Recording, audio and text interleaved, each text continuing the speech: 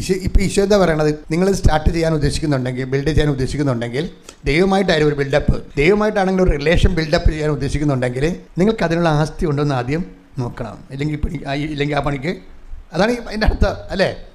നമുക്ക് ദൈവമായിട്ടൊരു relation build-up ചെയ്യാൻ, ഒരു ബന്ധം ഉണ്ടാക്കാൻ തന്നെ നോക്കുകയാണെങ്കിൽ, അങ്ങനെ ഒരു ബന്ധം ഉണ്ടാക്കാനുള്ള ഇൻഫ്രാസ്ട്രക്ചർ, ഭൗതികമായ സാഹചര്യം നമുക്കുണ്ടോ, അല്ലെങ്കിൽ ആധ്യാത്മിക സാഹചര്യം നമുക്കുണ്ടോ എന്ന് നമ്മൾ തന്നെ. ചിലർ ഇങ്ങനെ എടുത്താൽ പൂർത്തിയാക്കാൻ പറ്റുമോ, പത്രം കൊടുക്കാൻ പറ്റുമോ, എല്ലായ്പ്പോഴും ഇങ്ങനെ അനാഥാലയത്തിൽ പോയി ഭക്ഷണം കൊടുക്കാൻ പറ്റുമോ, ഇങ്ങനെ കുറേ പറ്റുമോ എന്നൊക്കെ ചോദിച്ച് നിങ്ങൾ തന്നെ കുറേ ദിവസം എന്നിട്ട് പറ്റുമോ എന്നൊക്കെ പറഞ്ഞ് അവസാനം പറ്റിച്ചാണ് ഇവിടെ വന്നിരിക്കുന്നത് ഇല്ലേ? കുറേ കാര്യം അങ്ങോട്ടിട്ട് മനസ്സിലിട്ട് പേറ്റി ഒക്കെ എടുത്തിട്ട് അവസാനം ചെയ്യാം എന്നും പറഞ്ഞാണ് വന്നിരിക്കുന്നത് നിങ്ങൾ. അപ്പം അങ്ങനെ വരുമ്പോൾ തന്നെ നമ്മൾ ശ്രദ്ധിക്കേണ്ട ചില കാര്യങ്ങൾ ചില ഇപ്പോൾ ഈശോ പറയുന്ന അനുസരിച്ചാണെങ്കിൽ ആസ്തി ഇല്ലെങ്കിൽ ഇത് ചെയ്യരുതെന്നുള്ളതാണ് ഈശോയുടെ ഐഡിയ. ആസ്തി ഇല്ലെങ്കിൽ ഇപ്പോൾ ഈശോ ഈ പുനരുദ്ധാനത്തിൻ്റെ ആർഭാടങ്ങളെന്നും പറഞ്ഞൊരു സംഭവം, പുനരുദ്ധാനത്തിൻ്റെ ആർഭാടങ്ങൾ. പുനരുദ്ധാനം എന്ന് പറയുമ്പോൾ ഈശോ പുനരുദ്ധാനം ചെയ്ത് കഴിയുമ്പോൾ പണ്ട് എഴുതി വച്ചിരുന്നതൊക്കെ പല അളവ് പാത്രങ്ങളും കൊള്ളാതെ വരും.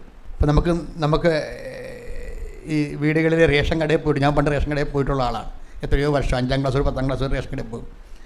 ഈ റേഷൻ കടയിൽ പോലും അമ്മച്ചിക്കൊരു പരിപാടിയുണ്ട്, അമ്മച്ചിക്കൊരു നാഴിയുണ്ട്, ഈ അന്നത്തെ നിക്കലിൻ്റെ തകരത്തിൻ്റെ ഒരു നാഴിയുണ്ട്. അവിടെ നിന്ന് അരി വാങ്ങിച്ചുകൊണ്ട് വന്നാലും അമ്മച്ചി രണ്ടാമത് അളന്ന് നോക്കും. അത് അന്നത്തെ കാലത്ത് ആൾക്കാരുടെ രീതിയാണത്. ഇപ്പോഴും അങ്ങനെയൊന്നും ചെയ്യുമെന്ന് എനിക്കറിയത്തില്ല. അന്ന് ആൾക്കാർ കടയിൽ നിന്ന് സാധനം വാങ്ങിച്ചാലും വീട്ടിൽ കൊണ്ടുവന്നതെല്ലാം നോക്കും, ആ കത്തിന് സാധനം കിട്ടിയില്ലെന്ന് നോക്കും. ഇതുപോലെ തന്നെ പക്ഷേ ഇത് ഈശോയുടെ പുനരുത്ഥാനത്തിന് മുമ്പ് ഇങ്ങനെ അളന്നും തൂക്കിയൊക്കെയാണ് ഈ കാര്യങ്ങൾ.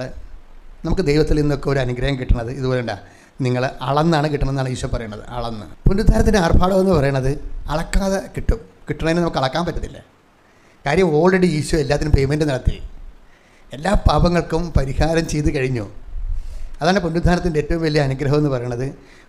ഓൾറെഡി നമ്മൾ മനുഷ്യരാശി ഈശോയുടെ കാലം വരെ ചെയ്തതും ഇനി ചെയ്യാനിരിക്കുന്നതുമായ എല്ലാ പാപങ്ങൾക്കും ഈശോ തൻ്റെ ജീവിതം കൊണ്ടും സഹനം കൊണ്ടും കുരിശിലുള്ള മരണം കൊണ്ടും പാപത്തിൻ്റെ ശിക്ഷ സ്വയം നമുക്ക് വേണ്ടി ഏറ്റുവാങ്ങിച്ചിട്ട് അവൻ ദൈവമായിരുന്നിട്ട് പോലും ദൈവത്തോടുള്ള സമാനത മുറുകെ പിടിക്കേണ്ട കാര്യമായി പരിഗണിക്കാതെ അവൻ ദാസനായി തന്നെ താഴ്ത്തി.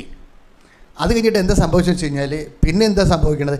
അതിനാൽ ഇങ്ങനെ താഴ്ത്തിയത് കൊണ്ടും ഈ സഹനം കൊണ്ടും ഈ മരണം കൊണ്ടും ഈ പാപത്തിൻ്റെ ശിക്ഷ സ്വയമായി ഏറ്റെടുപ്പ് കൊണ്ടും അതിനാൽ ദൈവം അവനെ അത്യധികം ഉയർത്തി.